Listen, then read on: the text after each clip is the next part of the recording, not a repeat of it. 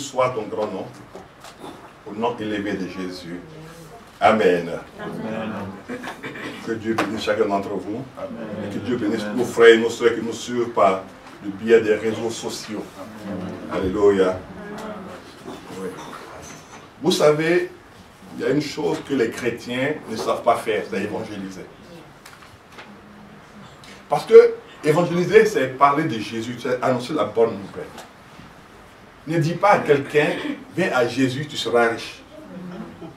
Et s'il est riche, qu'est-ce qu'il va dire? Je ne viens pas à Jésus. Viens à Jésus et tu seras diplômé. L'université, il y a beaucoup de gens qui ne connaissent pas Jésus.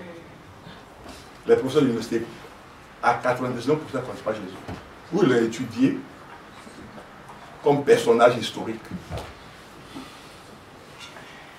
Vous voyez. Viens à Jésus, tu auras le bonheur. Mais moi je dis, tout ce que. Quand tu toi, même dans la vie, tu fais quoi? Puis tu me parles du bonheur. Moi j'ai un travail, j'ai 4 000 € par mois, j'ai une femme, j'ai fini d'acheter ma maison, j'ai 2 enfants qui sont à l'université, et ma maison, j'ai une belle voiture. Bon, ton bonheur c'est quoi? Venez à Jésus, je veux le bonheur. Donc il ne peut pas venir à Jésus.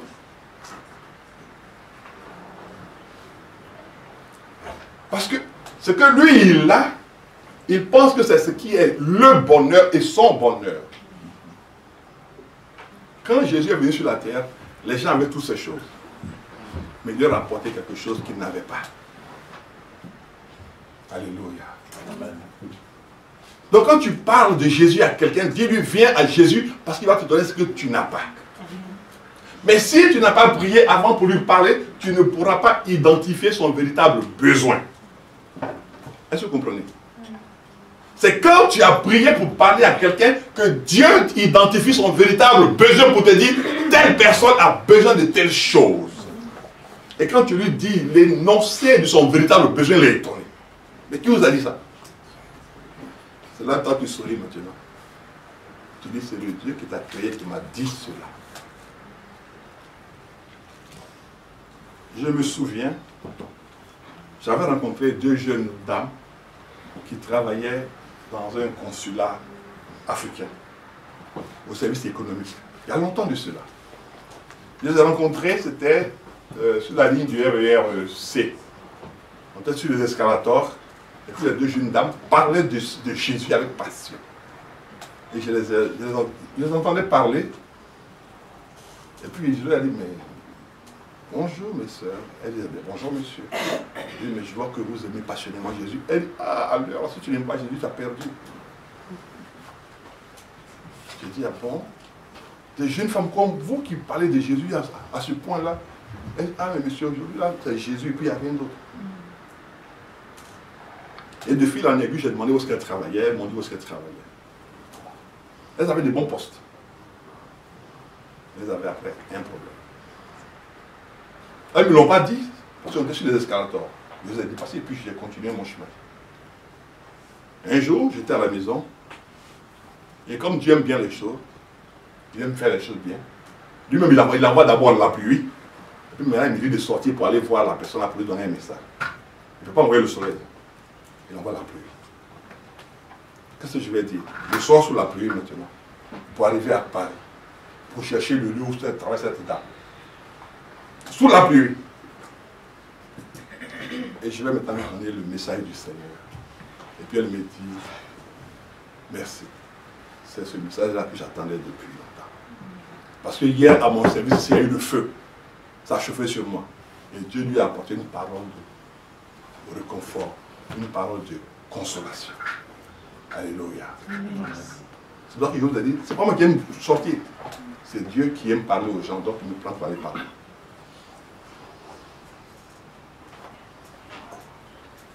Et c'est pour ça cette femme-là, elle a eu le réconfort qu'elle recherchait.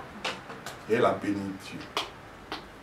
Et ce qui est bien avec Dieu, quand je suis sorti de son bureau et de son service, j'ai oublié et son bureau, et son service, et son nom, et tout oublié. Jusqu'à aujourd'hui, je ne sais plus qui c'est.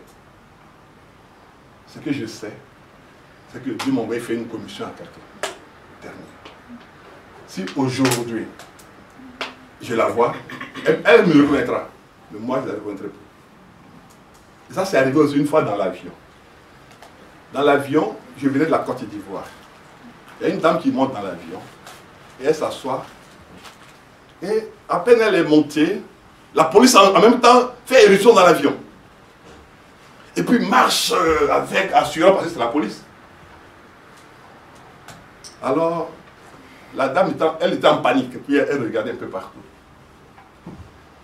C'est pas moi qui...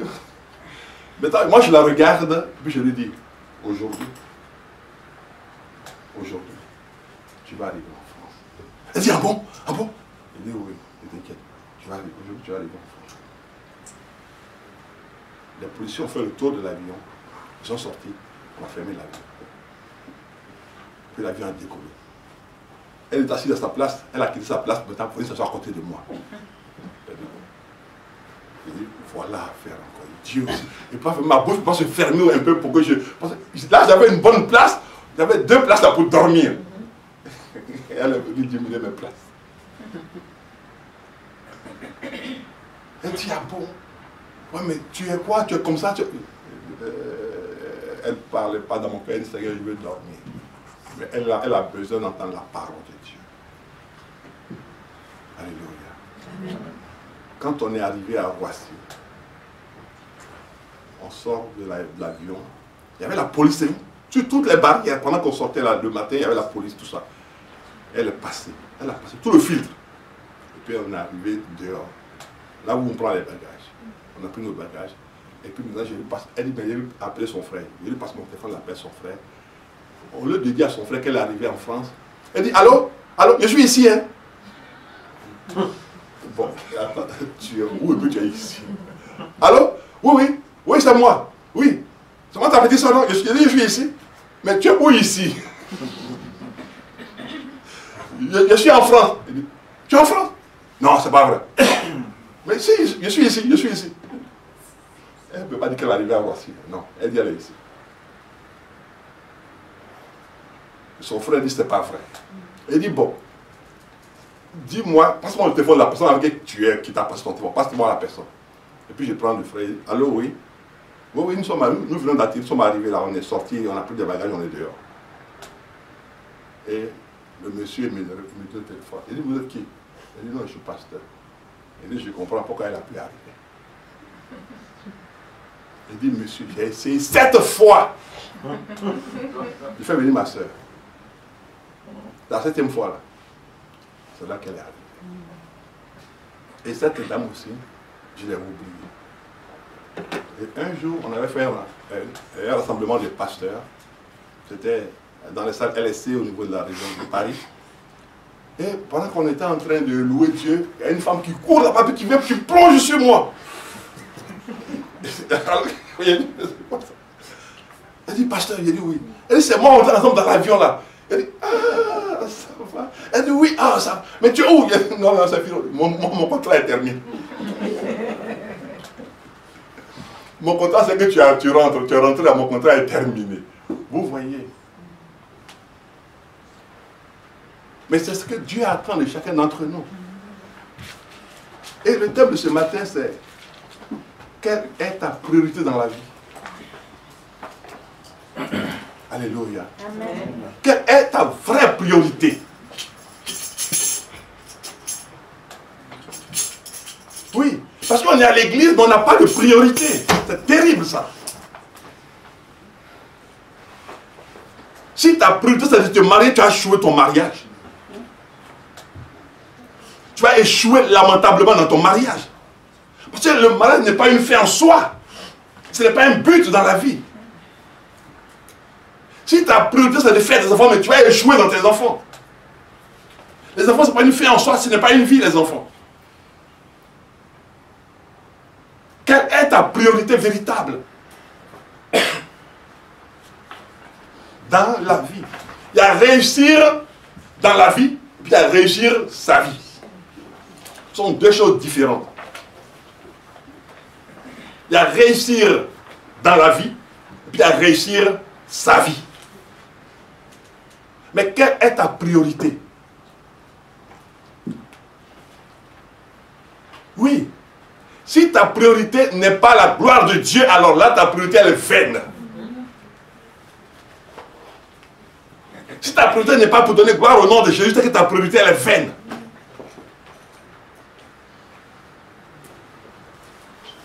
Il y a des gens qui font la course à l'argent. Ils font la course au véhicule. Mais après qu'ils achètent le véhicule, qu'ils les mettent là, ils se suicident. Mais pourquoi ils se suicident? Il n'avait pas dit que lui voulait avoir beaucoup d'argent. Il voulait avoir beaucoup de choses. Bon, tu as tout ça. On te regarde. Et après, tu te suicides. Et le suicide, le taux de suicide n'est pas chez les gens pauvres. Il est chez les gens riches. Mais pourquoi? Parce qu'il y a dans leur vie un manque terrible. Il y a dans leur vie un manque terrible. J'ai fait ce constat dans notre pays. En France et en Europe, les gens ont une habitude, vous ne pas dire une manière de fonctionner. Ils font la grève de la faim. Pour faire la grève de la faim, il te faut 3 choses. Pour faire une bonne grève de la faim, il te faut 3 choses. Premièrement, il te faut avoir un frigo. Deuxièmement, il faut que le frigo soit bien rempli d'abord pour que tu fasses la grève. Mais si ton frigo est vide, d'abord, le fait qu'il soit vide, tu ne mets pas à manger déjà, donc tu ne peux pas faire la grève. Donc il faut que le frigo soit rempli. Et maintenant, troisièmement, tu dis, je ne veux pas manger ce qui est dans le frigo. Puis ça te regarde. Mais alors qu'en Côte d'Ivoire, dans mon village là-bas, le gars, d'abord, il n'a pas de frigo. Il n'a pas à manger d'abord tous les jours. Il va faire quelle grève? Déjà, le matin, il cherche il fait la bagarre pour manger. Il fait la bagarre pour manger. Et puis toi, tu te lèves, tu dis, je ouvre le frigo, tu dis, moi je fais la grève de la faim, je ne mange pas. Et puis tu regardes, il y a le jambon, il y a le saucisson, il y a tout ce qu'il faut dans le frigo. Puis, en même temps, tu as ton panier de pain qui est là, il y a le pain, tout ça, tu dis, moi je fais la grève de la faim, je ne mange pas. C'est parce que tu vois tout ça que tu dis, tu fais la grève de la faim. Mais si on met en œuvre tout ça, tu as pu faire la grève de la faim.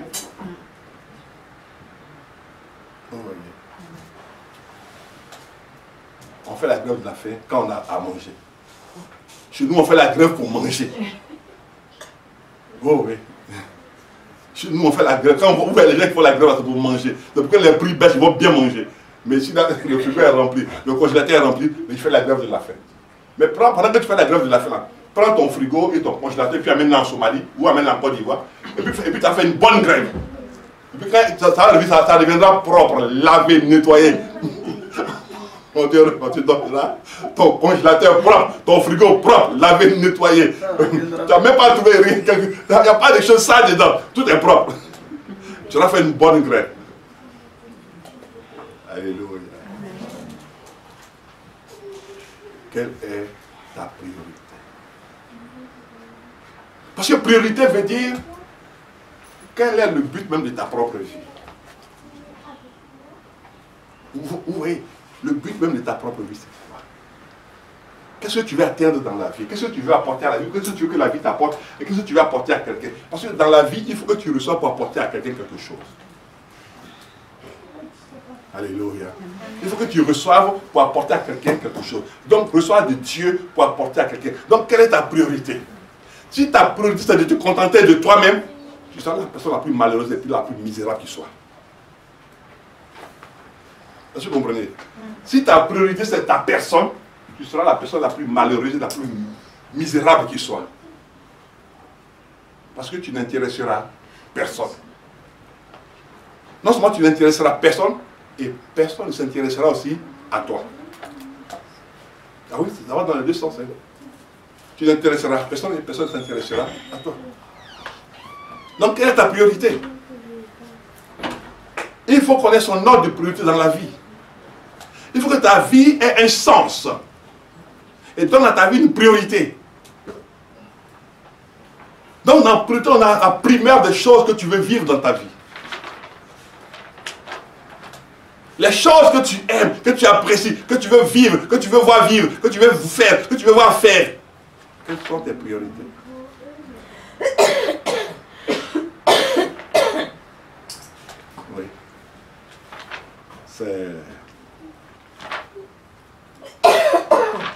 va faire une lecture, et puis je vous dis, gardez ça sur le coin de, sous le coude, comme on dit chez nous ici. 2 Rois. 2 Rois 4.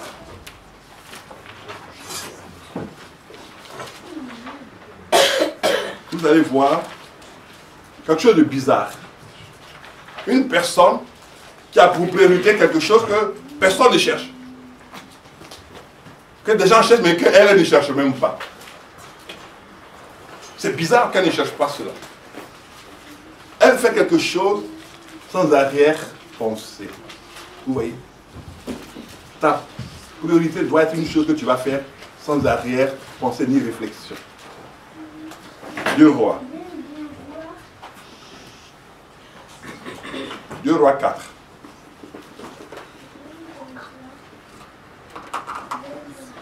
Seigneur, merci pour cette parole. Me voici, serviteur inutile, mais serviteur d'un grand Dieu. Je vais te prêter ma bouche, mes pieds, mes mains, et afin que, Seigneur, ta merveilleuse parole puisse être donnée par ma bouche, selon ta grâce, et que tu puisses nous bénir, me délivrer chacun d'entre nous, afin que nos priorités puissent changer à compter d'aujourd'hui, afin que nous faisons sien, nous faisons mien, faisons notre tes priorités. Sois béni notre Dieu, au nom élevé et béni de Jésus. Amen. Amen. 2 Rois, chapitre 4, le verset 8, qui dit ceci.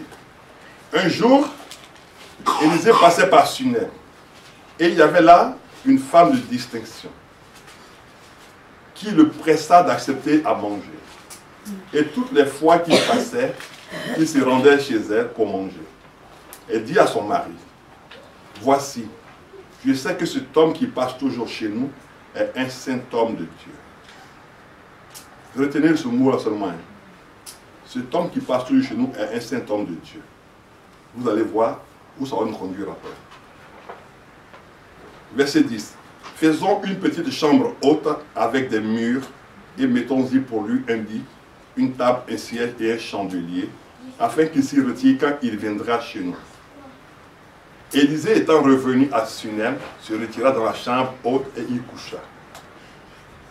Il dit à Géasi, son serviteur, appelle cette Sunamite. Géasi l'appela et elle se présenta à lui. Et Élisée dit à Géasi, dis-lui, voici, tu nous as montré tout cet empressement. Que peut-on faire pour toi? Faut-il parler pour toi au roi, au chef de l'armée? Elle répondit, j'habite au milieu de mon peuple. Retenez, j'habite au milieu de mon peuple. Alléluia. En fait, elle veut dire à Élisée, je ne fais pas cela pour quelque chose. Vous voyez, je le fais sans arrière-pensée. J'ai une seule priorité. C'est de te faire du bien à toi, serviteur de Dieu. C'est ça ma priorité. J'ai une seule pensée. C'est de faire que toi, tu fasses ton travail bien. Donc Élisée est surpris. Comment une femme d'une telle distinction.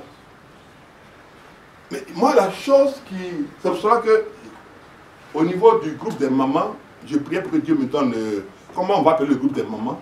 Il m'a fait comprendre que ça s'appellera le groupe les femmes de la révélation. Amen. Les femmes de la révélation. Cette femme a eu la révélation de qui était cet homme-là.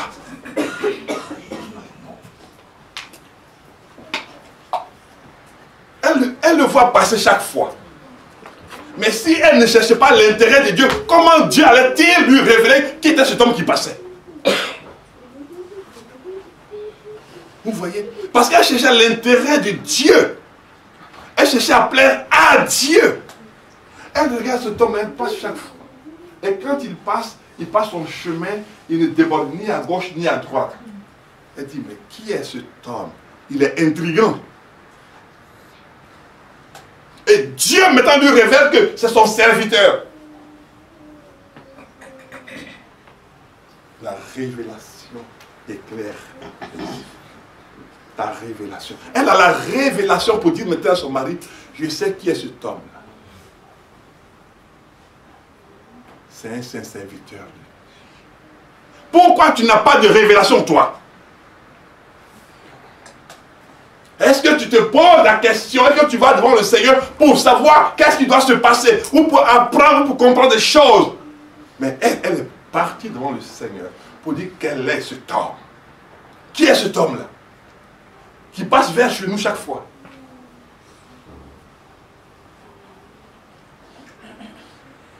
Et lui, Élisée dit, c'est une femme de lui. Élisée dit, c'est une femme de distinction. Donc elle a une qualité de vie qui est supérieure à tous ceux qui sont dans son environnement. Donc elle est une femme distinguée.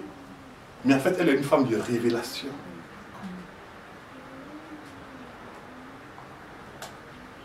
Est-ce que vous comprenez maintenant? C'est ici la profondeur de la chose. Elle est une femme de révélation. Elle a eu la révélation que cet homme qui passe est le serviteur du Dieu très haut. Elle n'a pas dit, faisons-le venir chez nous, il va nous bénir. Elle dit non, non, non. Si il vient de quelque part et que c'est loin, faisons que quand il va arriver chez nous, il fasse une escale, il dorme 2 jours, il se repose, et puis après il continue son chemin. Voici sa pensée. Mais quelle révélation! Quelle révélation! Elle a pensé dans sa tête de femme, dans sa tête d'épouse, pour dire non, il faut que je fasse du bien à cet homme-là, parce qu'il fait le travail de Dieu, donc il me faut lui faire du bien. Sa priorité, c'est il faut que je fasse du bien à Dieu au travers de cet homme. Si mon mari a eu un tel poste, si mon mari a eu de tels financements, si mon mari a eu telle chose, je veux que cela serve à servir Dieu. Sa priorité, c'était servir Dieu. Vous entendez quoi? Sa priorité, c'était servir Dieu. Je vous ai dit de remarquer 2 choses. De remarquer 2 choses. La deuxième chose, c'était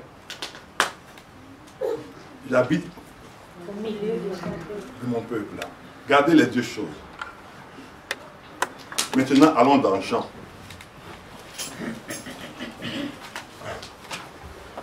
Jean 6. Jean chapitre 6. Quelle est ta priorité? Oui, il y a un souci au niveau des priorités. Parce qu'à l'église, chacun vient avec il a un ordre de priorité.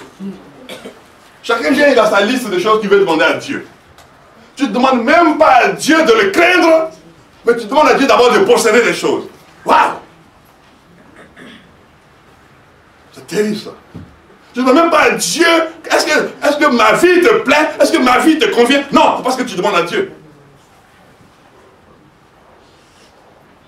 Toi, tu veux servir Dieu comme toi tu penses, comme toi tu veux, comme toi tu le désires, comme ça te convient.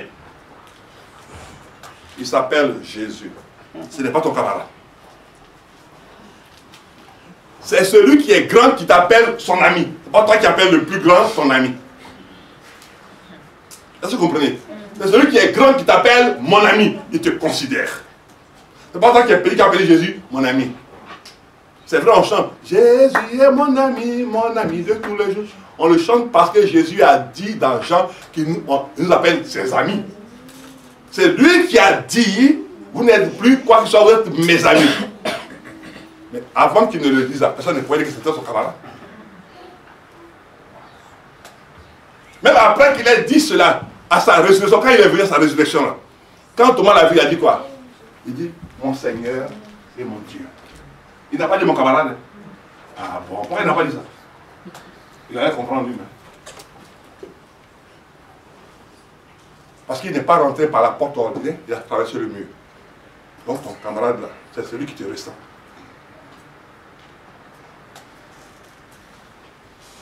Quelle est ta priorité? Des gens viennent à l'église avec des priorités tordues. La misère fait qu'on a des priorités qui sont tordues. La pauvreté, à la fois spirituelle, financière, émotionnelle, toutes ces choses font qu'on vit, on a des priorités qui sont tordues.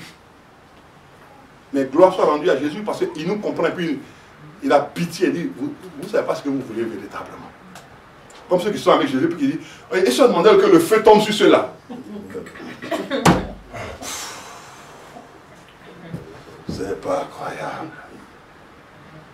Vous ne savez même pas quel esprit vous êtes animé. Vous ne savez même pas. Ah! Vous pensez que vous êtes un peu, on va dire, feu! monsieur! Waouh! Mais Pierre, tu as vu comment quand j'ai invoqué le feu, quand le feu est descendu? Non, maintenant s'ils vont craquer, il faut que les gens me respectent. Parce que quand moi j'invoque le feu il descend. Non, c'est un grand désordre. C'est un grand désordre. Est-ce que Jésus m'a invoqué le feu sur quelqu'un? Non. Il y a une seule personne qui a invoqué le feu dans la Bible. C'est Élie. Et pourquoi on invoque le feu sur les démons, sur les sorciers, sur tout le monde? Que Dieu ait pitié de nous. Qu'il nous donne de comprendre sa parole. Jean 6.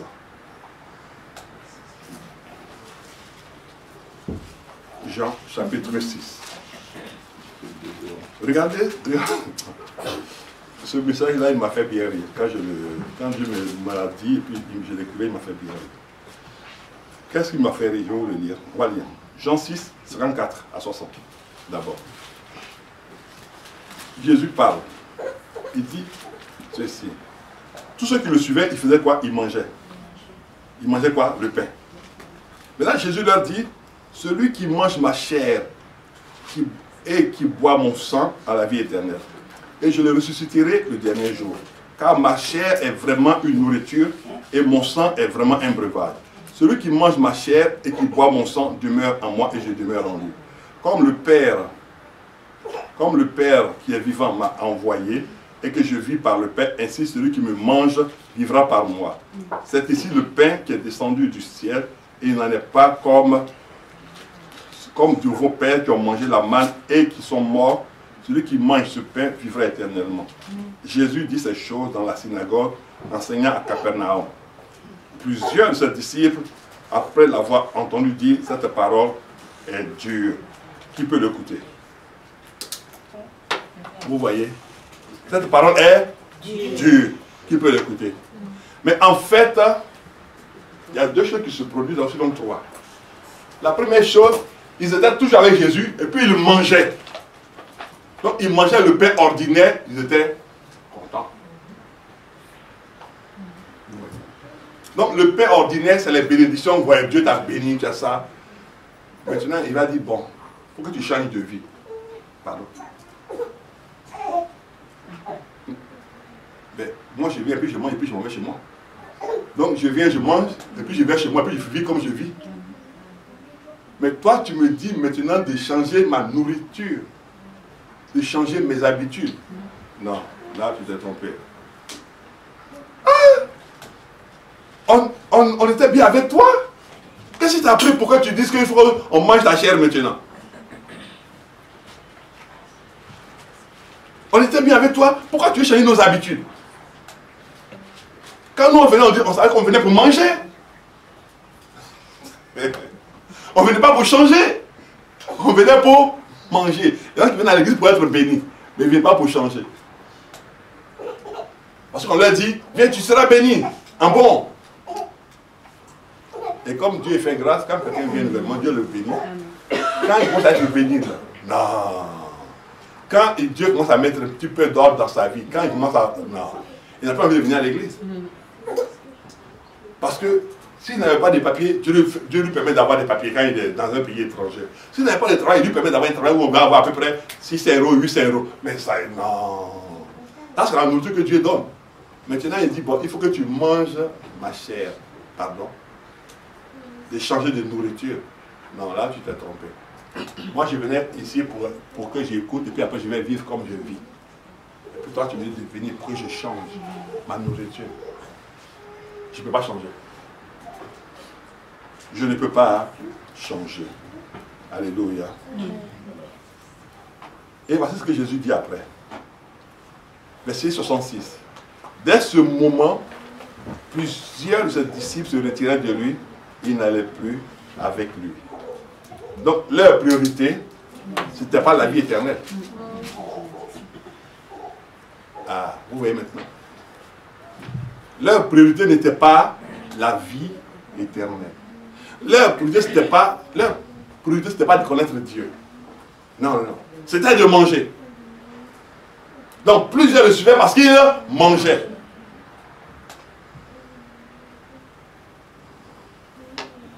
plusieurs le suivaient parce qu'il mangeait. Quand il quittait là-bas, il dit non, on va aller suivre Jésus parce que là-bas on mange. Beaucoup de gens aussi vont dans la politique pour manger. Ils ne vont pas parler dans la politique par conviction. Il y a beaucoup de politiciens africains, même européens, qui vont dans la politique pour manger. On appelle ça la mangécratie. Oui, ils vont dans la politique pour manger. Mangécratie. Il y a démocratie. Et puis il y a la dictature. Et puis il y a mangécratie. Oui, mais parce que si tu veux, tu vas manger. Tu vas tromper les gens, tu vas prendre l'argent de l'État, tu vas faire tout ce que tu veux avec l'argent de l'État. Il n'y a pas de contrôle.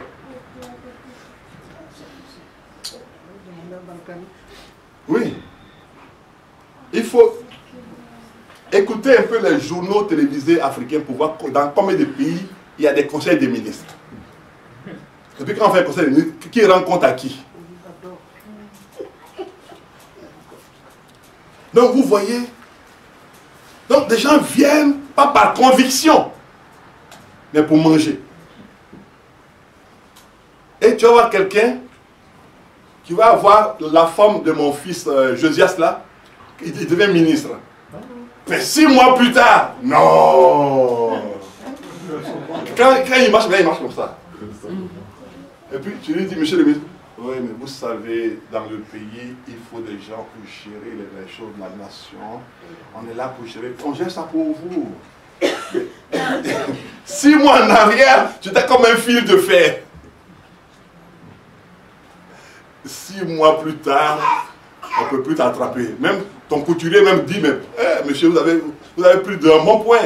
Tu dis, mais on gère les choses de l'État. Vous voyez? Tu te gères toi-même ou tu gères les choses de l'État? Quelle est ta priorité véritable? Des gens viennent à l'église, ils n'ont pas pour priorité d'aller au ciel. Ça ne les intéresse pas, ils veulent être bénis. Il y en a qui viennent à l'église, eux ils venaient pour manger.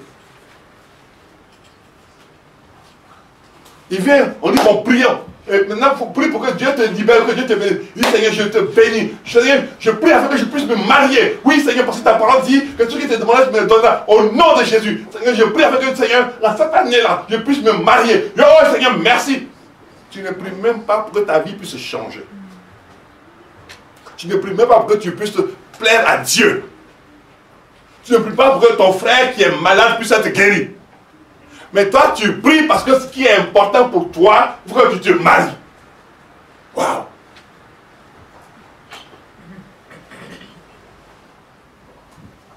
Bon, comme tu es pressé de te marier, Dieu te donne une femme pour te marier. Tu me dis, toi, tu es mauvaise, hein? Pourquoi tu es comme ça même? Tu es toi et puis tu es mauvaise comme ça. Mais tu n'as pas dit que tu cherchais une femme pour te marier rapidement. Oui. Quelle est ta priorité véritable?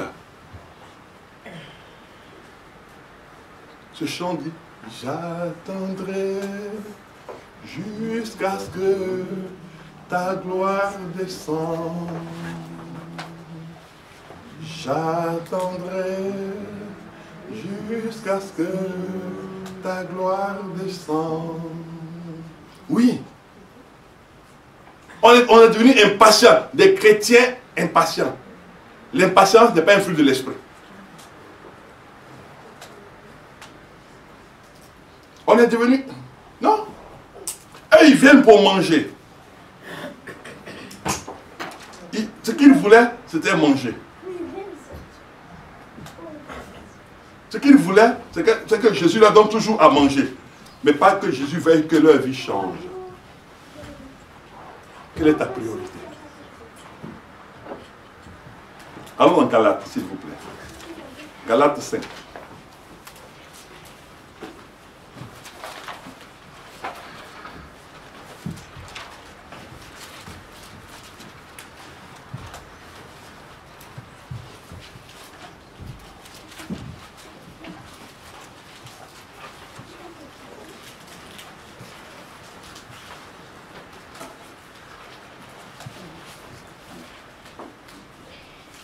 Galates 5, à partir du verset 16.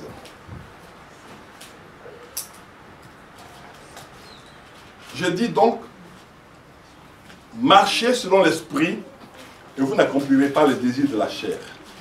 Car la chair a des désirs qui sont contraires à ceux de l'esprit et l'esprit en a des contraires à ceux de la chair. Ils sont opposés entre eux afin que vous ne fassiez point ce que vous voudriez. Alléluia. Maintenant, verset 19. Or, les œuvres de la chair sont manifestes. Ce sont l'impudicité, l'impureté, la dissolution, l'idolâtrie, la magie, les inimitiés, les querelles, les jalousies, les animosités, les disputes, les divisions, les sectes, l'envie, l'ivrognerie, les excès de table. Et vous voyez, ça veut dire que on cherche tout ce qui est noté là. C'est ce qui est bien pour nous. Oui. C'est comment faire pour être bien. Comment faire pour que je sois bien. C'est pas comment faire pour que l'église soit bien, qu'un frère soit bien, une soeur soit bien, une famille soit bien. Non, c'est comment faire pour que moi je sois bien.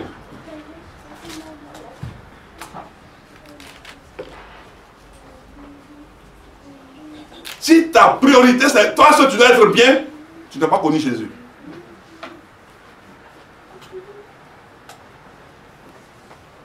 Tu n'as pas connu Jésus. Si ta priorité, c'est que toi, tu dois être bien. Il dit oui. Les inimitiés, les sectes. Toujours, tout doit tourner vers toi et autour de toi. Ces hommes-là, Jésus leur a dit, si vous ne mangez pas ma chair, ils mangeaient le pain, il dit, mais il n'y a pas la vie éternelle. Il dit, si vous ne mangez pas ma chair, vous n'aurez pas la vie éternelle. Donc la vie éternelle est liée à la chair de Jésus. C'est lié à la parole de Dieu. C'est lié au changement que Dieu veut apporter dans ta vie. Donc il te faut changer. Changer de pensée, changer d'action et changer d'attitude. Oui, il te faut changer. Mais des gens sont à l'église, ils ne veulent pas changer. Ni changer d'attitude, ni changer de pensée, ni changer... Non. Cette femme qu'on a vue tout à l'heure dans 2 Rois, elle était une femme de distinction. Et sa préoccupation, c'était Dieu. Ta préoccupation à toi, c'est qui? C'est quoi? C'est ta personne qui fait force au l'autre. C'est pour ça que dans l'église, il y a des gens qui sont dépressifs. Il y a des gens qui échouent toujours dans l'église. Parce que si toi, ça y est, ta préoccupation, c'est ta personne. Mais tu échoueras beaucoup. Si ta préoccupation, c'est ce que tu vas devenir, tu échoueras beaucoup.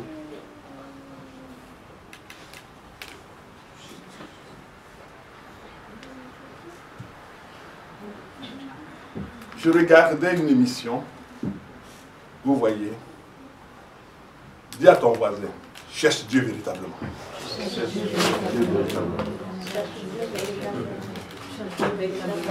Et maintenant, quand tu as fini de dire, cherche l'intérêt de Dieu véritablement.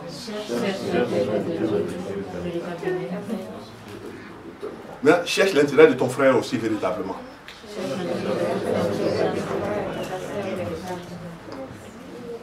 Oui.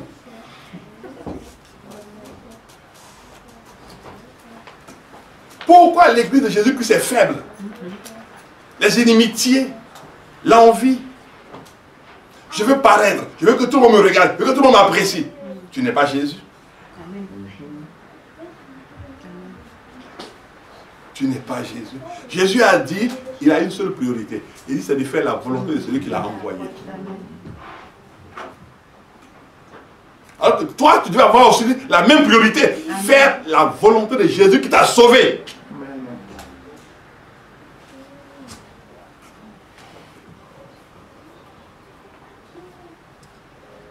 C'est là qu'on a un problème. Les œuvres de la chair. La chair, c'est ce qui est là. La chair n'est jamais rassasiée. Tu manges le matin, tu vas manger à midi, tu vas manger le soir. Le ventre qui est là, il est ingrat. Le ventre qui est là, il est ingrat. Et les yeux qui sont là, ils ne sont jamais rassasiés. Tu viens d'acheter un beau costume ou une belle robe, mais tu vas voir, tu sors, tu vois encore, tu vas dire, ah, mais ça peut m'aller. Hein. Tu viens de dépenser.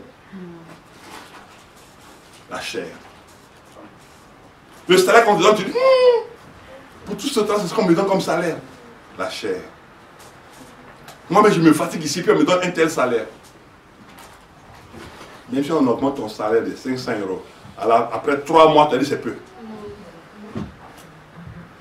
Après 3 mois, on te met 500 euros sur ton salaire. Après 3 mois, tu as dit, mais quelle est l'augmentation qu'on m'a fait à cause des pauvres 500 euros qu'on m'a donné là. Mais si on les retire, tu vas pleurer. Dans ta donné, tu ne bénis pas Dieu aussi. Tu ne dis pas Seigneur, merci parce que tu as permis qu'on me donne ceci. Quelle est ta priorité? Pourquoi les chrétiens échouent? Parce qu'ils n'ont pas pour priorité Dieu. Ils n'ont pas pour priorité Dieu. Ils n'ont pas pour priorité Dieu, les intérêts de Dieu, la vie de Dieu, la pensée de Dieu. Ils n'ont pas cela pour priorité. Chacun cherche sa priorité, il cherche ses intérêts. Mais priorité, c'est intérêt. Cherche les intérêts de Dieu. Cherche les intérêts de Dieu. Cherche ce que Dieu aime. Eh oui. Allons dans Matthieu maintenant. Matthieu 6. Vous connaissez bien.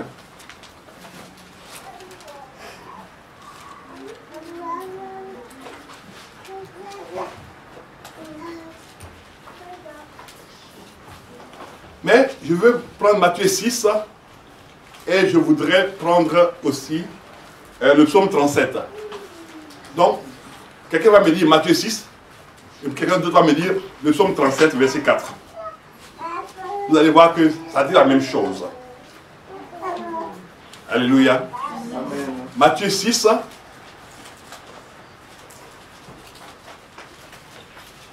« 31 à 33. Et puis le psaume 37, verset 4. Vous allez voir que les deux disent la même chose, mais avec des formes. Non, assieds-toi pour le moment. Les deux disent la même chose, mais avec des formulations différentes. Amen. Amen. Voilà. Bon, Josiah, tu veux lire, tiens. Mais il faut qu'on t'entende bien parce que tu es filmé. Je lis la parole de Dieu. Amen. Gardez-vous bien de faire des dons devant les hommes pour qu'ils vous regardent. Sinon, vous n'aurez pas de récompense auprès de votre Père Céleste. Donc, lorsque tu fais un don... Non, c'est pas ça. Matthieu 6, 31.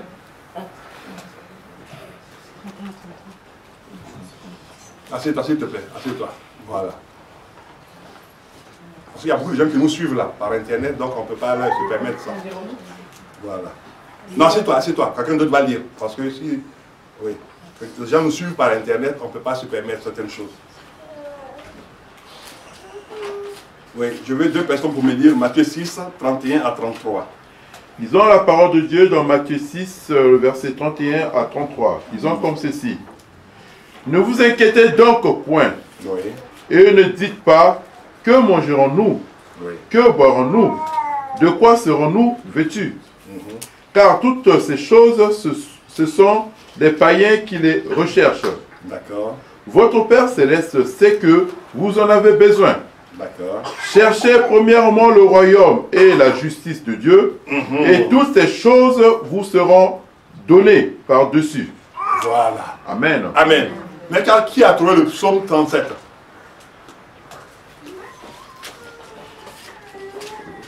Psaume 37. Non. Je vais lire le psaume 37. Verset 4. Je lis la parole de Dieu. Amen. Fais de l'Éternel tes délices, et il te donnera ce que ton cœur désire. Ah! Vous voyez? Faites de l'Éternel tes délices, et puis cherche premièrement le royaume des cieux. C'est la même chose. Maintenant, on va inverser cela. Faites de l'Éternel tes délices. Alléluia. Fais de l'Éternel quoi? Tes délices. Et il te donnera. D'accord. Il te donnera ce que quoi? Ce que ton cœur désire. Bon, maintenant si on disait, fais ce que désire le cœur de l'Éternel. Et tu auras ce que ton père désire. Et il te donnera quoi? Des délices. Des délices. Vous voyez? Fais ce que désire le cœur de l'Éternel et il te donnera des délices. On ne cherche pas à faire ce que désire le cœur de l'Éternel, mais on cherche les délices.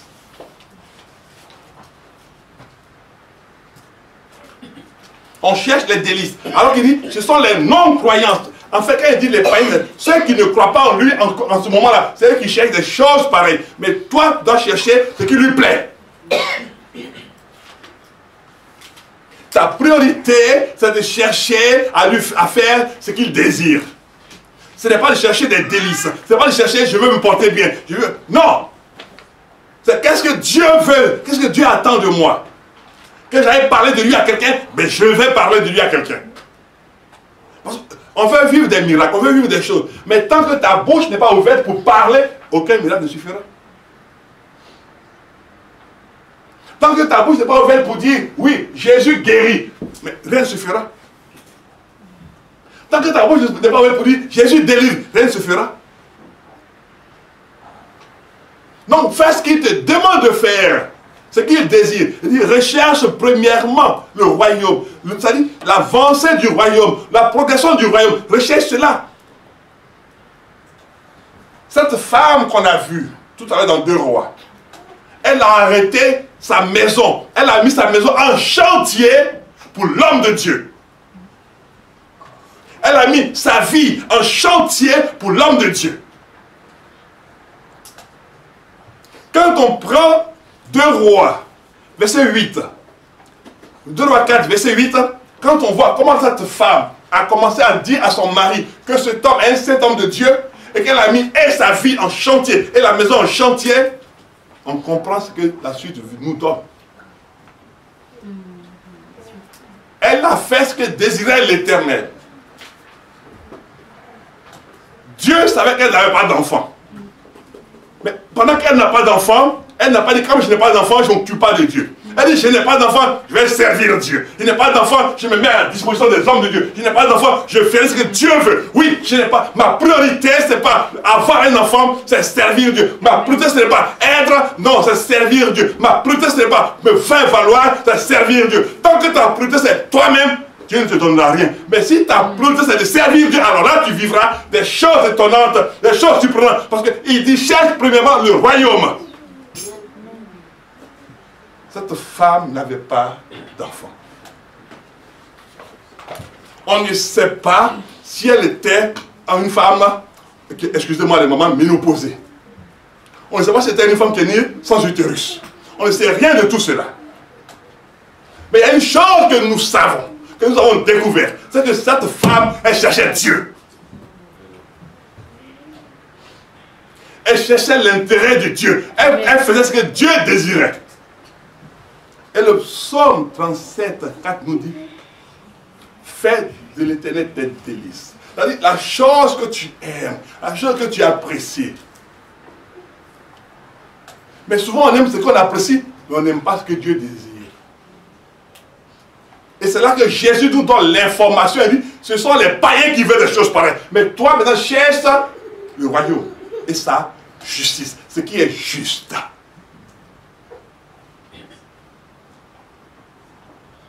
Si je vous demande, qui c'est que dans la semaine a pris ne serait-ce que 5 minutes pour ouvrir la Bible, pour lire la Bible seulement?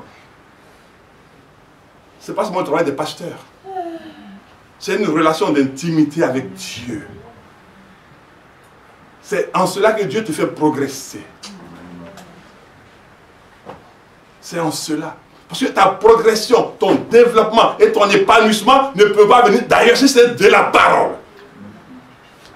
Ta progression, ton épanouissement et ton développement ne peuvent pas sortir d'ailleurs si ce n'est de la parole. Allons voir dans Josué, vous allez voir.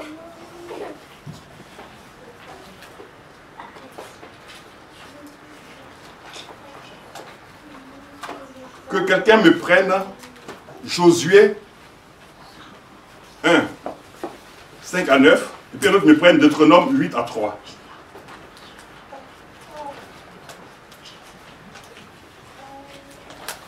Josué 1, 5 à 9. Puis quelqu'un d'autre me prend Deutéronome, chapitre 8, verset 3.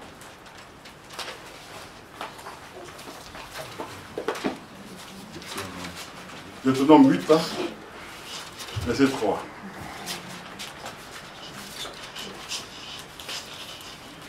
Deutéronome 8, verset 3. Bon, donc Josué d'abord. Josué 1, 5 à 9. Ouais. Lis la parole de Dieu. Nul ne tiendra devant toi tant que tu vivras. Je serai avec toi comme j'ai été avec Moïse. Je ne te délaisserai point, je ne t'abandonnerai point. Fortifie-toi, prends courage, car c'est toi qui mettras ce peuple en possession du pays que j'ai juré à leur père de leur donner. Fortifie-toi seulement et aie bon courage, en agissant fidèlement selon toute la loi que Moïse, mon serviteur, t'a prescrite. Ne t'en détourne ni à droite ni à gauche, afin de réussir dans tout ce que tu entreprendras. Que ce livre de la loi ne s'éloigne point de ta bouche, médite-le jour et nuit, pour agir fidèlement selon tout ce qui est écrit, car c'est alors que tu auras du succès dans tes entreprises, c'est alors que tu réussiras. Ne t'ai-je point donné cet ordre, fortifie-toi et prends courage, ne t'effraie point et Ne t'effraie point. Continue.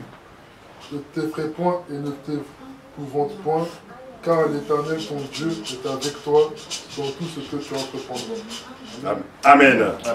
Deutéronome 8, verset 3. Il t'a humilié, il t'a fait souffrir de la faim, il t'a nourri de la manne que tu ne connaissais pas, que tu n'avais pas connu, que n'avaient pas connu tes pères, afin de t'apprendre que l'homme ne vit pas de pain seulement, mais que l'homme vit de tout ce qui sort de la bouche de l'Éternel. Alléluia. Amen. Vous voyez, l'homme vit de tout ce qui sort de la bouche de l'Éternel. Et maintenant, l'Éternel dit à Josué, médite ce que j'ai dit à Moïse d'écrire. Amen. Comment tu veux réussir sans méditer? Comment tu veux progresser sans méditer?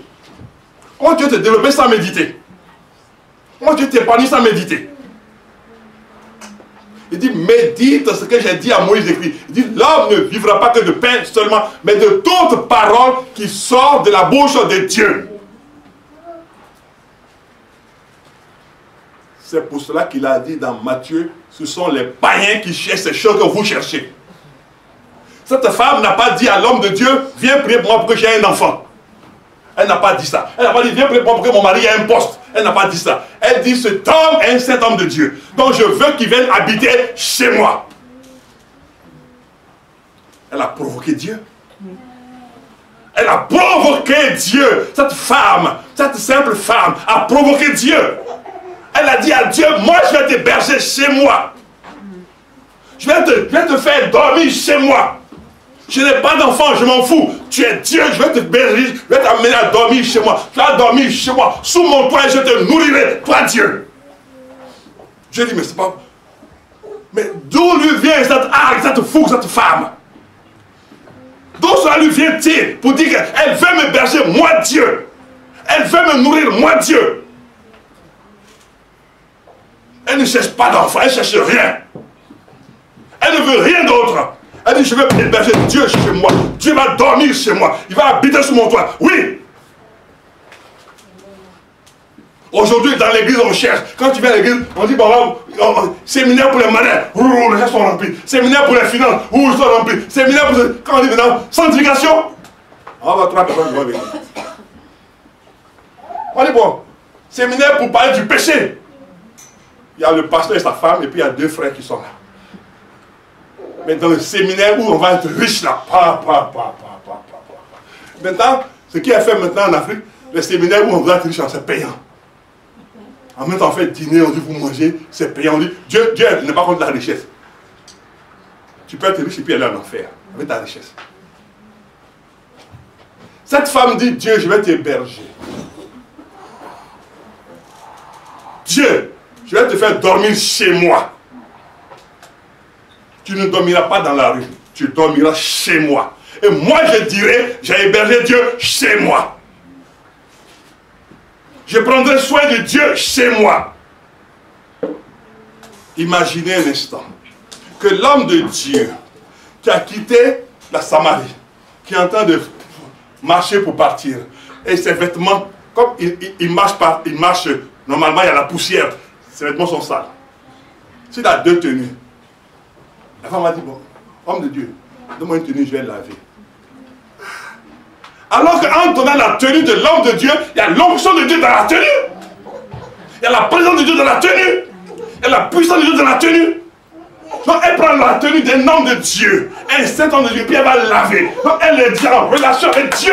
Elle est en relation, dans une intimité avec Dieu. Oui, elle cherche à plaire à Dieu. Elle, sa priorité, ce n'est pas d'avoir un enfant, ce n'est pas d'avoir un mari qui soit... Donc elle veut que Dieu soit content de ce que lui, Dieu, l'a créé. Elle dit, parce que tu m'as créé femme, alors je veux bénir ton nom. Je veux te remercier. Et ma priorité, c'est que tu sois hébergé chez moi. Et que toi, Dieu, tu sois à l'abri de la pluie. Cherchez premièrement le royaume. Pas chercher premièrement les bénédictions. Elle ne cherchait pas les bénédictions. Elle ne cherchait rien du tout. Elle ne cherchait rien du tout. Aujourd'hui dans l'église, ton nom, tu es arrivé à l'église, pendant qu'on est en train, l'ange est en train de prendre le sang de Jésus pour écrire ton nom. Il n'a pas encore séché que tu dis, Seigneur, je veux une voiture. Je veux une maison, je veux une femme avec 4 enfants, je veux ceci. Je veux que dans mon village, on sache qu'aujourd'hui j'ai connu Dieu. Ton nom, l'encre même n'a pas encore séché. L'encre n'a pas encore séché. Tu es sauvé, on n'a pas encore fini d'écrire ton nom, puis l'encre, le sang va sécher pour dire que ton nom est totalement écrit. Ce n'est pas encore séché, hein, mais tu es en train de demander des choses. Est-ce que vous vous rendez compte un peu? On est même plus à l'église pour être sauvé. On est à l'église pour posséder. C'est pour cela qu'on est malheureux qu'on va posséder. C'est pour ça que dans l'église, il y a des gens qui sont malheureux. Des personnes qui sont malheureuses dans l'église. Tous les jours de ma vie, quand je viens ici, je suis heureux. Que j'ai à manger, que j'ai de l'argent, que j'ai rien, je suis heureux. Mais quand toi, ta pensée, c'est que toi, tu seras une personne malheureuse, triste, déprimée. Mais moi, je serai toujours heureux. Parce que je ne cherche rien d'autre que de connaître Dieu. Je ne cherche rien d'autre que de plaire à Dieu. Je ne cherche rien d'autre que d'aimer Dieu. C'est tout ce que je cherche. Tant que tu chercheras une autre chose que Dieu, tu seras une personne misérable, malheureuse et déprimée. Et ce sont les païens qui cherchent. Parce que quand un païen cherche, il ne trouve pas, il est malheureux. Oui. C'est ce qui, moi, j'aime la phrase des gens qui disent, mais pourquoi moi? Mais quand c'est le voisin, ça va nous dire, mais pourquoi c'est moi? Oui, mais je ne comprends pas. Mais qu'est-ce que j'ai fait, bon Dieu? Qu'est-ce que j'ai fait au ciel? Et puis ça me tombe dessus. Ça tombe dessus, l'autre, ça ne me dérange pas.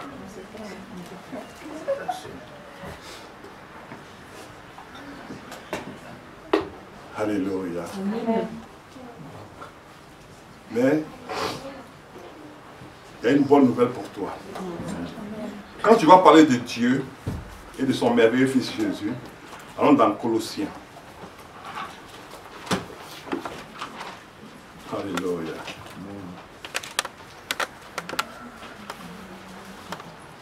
Colossiens nous donne quelque chose de fort. Colossiens nous dit ceci, Colossiens 3.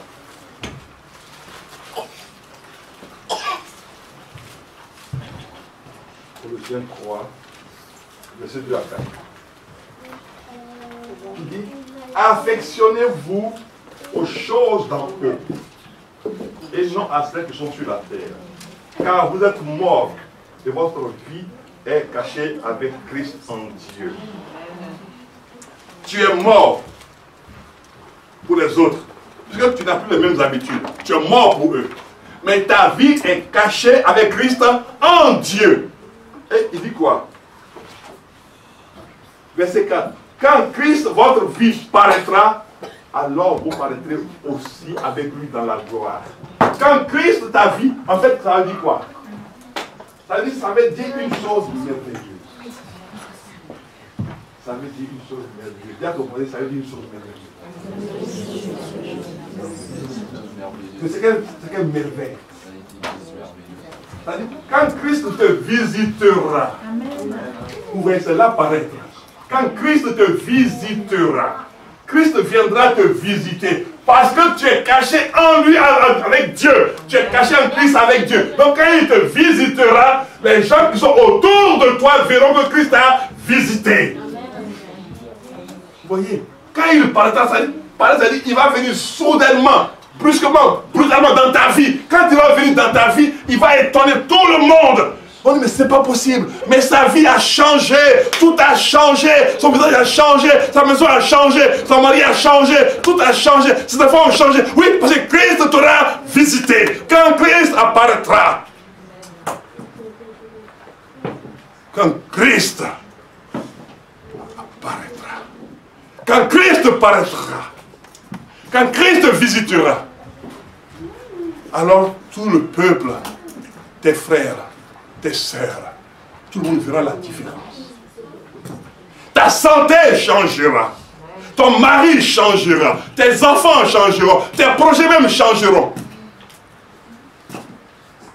Regardez cette belle phrase. Quand Christ, votre vie, donc quand Christ, ta vie, paraîtra, alors, toi aussi, tu feras quoi? Tu paraîtras. Qui a pu cacher une fois la fumée? Qui peut cacher une grossesse? Tu peux mentir sur une grossesse, elle finira par sortir. On est enceinte. Ah non, je ne suis pas enceinte. Mais on n'est pas pressé. On n'est pas pressé. On n'est pas pressé. Attache ton ventre comme tu veux, comme tu veux, comme tu veux. On n'est pas pressé. Un matin, toi-même, tu viens, puis toi-même, tu es tellement décoré que quand on te demande,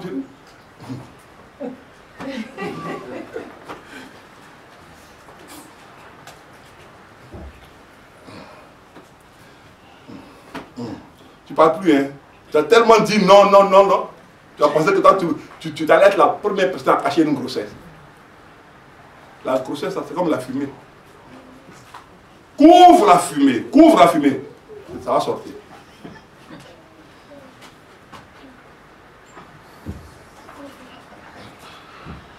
Cherche premièrement ce que Dieu aime. Quand tu vas parler de Dieu à quelqu'un, dis-lui la chose suivante. Il est le Dieu qui donne la paix. Amen. Tu peux avoir un bon lit, mais tu n'as pas la paix. Tu peux avoir un bon salaire, mais tu n'as pas de repos. Tu peux manger le meilleur des repas, mais ton âme est troublée. Tu peux avoir la meilleure des voitures, tu roules, mais ton cœur est troublé. Alors quand tu vas voir quelqu'un, ne lui dis pas que Dieu donne l'argent. Dis, viens à Jésus et il te donnera la paix. Viens à Jésus et il relèvera ta vie. Viens à Jésus et il te donnera du repos. Viens à Jésus et il mettra le repos dans ta maison. Viens à Jésus et il mettra la joie dans ta maison. Viens à Jésus et il mettra la paix dans ta maison. Viens à Jésus, il mettra la tranquillité dans ta maison. Viens à Jésus, il relèvera ta maison. Viens à Jésus, il pacifiera ta maison. Vous voyez, c'est pour cela que on va finir avec ce passage-là. Ne cherchez pas, je vais vous le lire. Dans Matthieu 10, à partir du verset 10, 40, qui dit ceci. Celui qui vous reçoit, me reçoit. Il reçoit, celui qui vous reçoit, me reçoit. Et celui qui me reçoit, reçoit celui qui m'a envoyé. Donc, en fait, quand on analyse bien, la femme sunamite a reçu qui? Élisée. Qui a envoyé Élisée? Dieu. Et comme elle a reçu Élisée, elle a reçu qui? Dieu. Et comme elle a nourri Élisée, elle a nourri qui? Dieu. Et comme elle a hébergé Élisée, elle a hébergé qui? Dieu. Alors, comment est-ce que quelqu'un peut héberger Dieu, puis sa vie ne va pas changer? Comment quelqu'un peut-il héberger Dieu et sa vie ne changerait pas? Parce que Dieu dans ta vie, ça apporte un changement. Dieu dans ta vie apporte une révolution. Dieu dans ta vie apporte quelque chose d'épanouissant, de rafraîchissant. Dieu dans ta vie, Dieu est l'auteur du miracle. Vous voyez? Pendant que cette femme lavait les vêtements du serviteur de Dieu, Dieu est en train de laver elle-même sa propre vie aussi. Vous voyez cela? Pendant qu'elle lavait les vêtements, elle préparait à donner à manger au serviteur de Dieu. Dieu préparait aussi sa nourriture pour que maintenant sa vie change, sa maison change, son mari change, son corps change, ses pensées changent, tout en elle change. Parce que Dieu avait déjà commencé à opérer son miracle dans sa vie. Il avait déjà commencé à opérer le miracle dans le ventre de son mari. Il avait commencé à opérer le miracle dans le corps de son mari. Il avait commencé à opérer le miracle dans le ventre de la femme. Il avait commencé à opérer le miracle parce que Dieu était déjà à l'œuvre quand elle a commencé à recevoir l'homme de Dieu. Parce que son intérêt c'était de chercher premièrement que l'homme de Dieu soit à l'aise. Donc Dieu soit à l'aise dans sa maison. Et comme Dieu était à l'aise dans sa maison, Dieu aussi la mettait aussi à l'aise. Et il dit, celui qui reçoit un prophète en qualité de prophète recevra une récompense de prophète. Et il était qui? Il était quoi? Prophète. Envoyé de qui? De Dieu. Et comme Dieu est toujours à ceux qui l'envoient, Dieu a manifesté sa grâce. Elle a cherché premièrement Dieu. Et Dieu lui a permis maintenant d'être la femme qu'on sait aujourd'hui, la femme épanouie, la femme heureuse et joyeuse. Elle a rendu son mari fier d'avoir une telle femme. Elle a rendu son mari fier. Elle n'a pas cherché un mari par... Non, elle a cherché à ce que son mari soit fier d'elle. Et Dieu a béni sa maison. Et nous donnons la gloire à Dieu. Cherche premièrement le royaume et la justice de Dieu. Que cela soit ta priorité. Et non ta vie soit la priorité. Alléluia. Amen. Que le royaume de Dieu soit ta priorité. Que les intérêts de Dieu soient ta priorité. Et tu verras ce que Dieu fera de ta vie. Fais ce que désire l'Éternel et il te donnera quoi? Des délices. Fais ce que désire l'Éternel et il te donnera des délices. Que Dieu vous bénisse. Amen.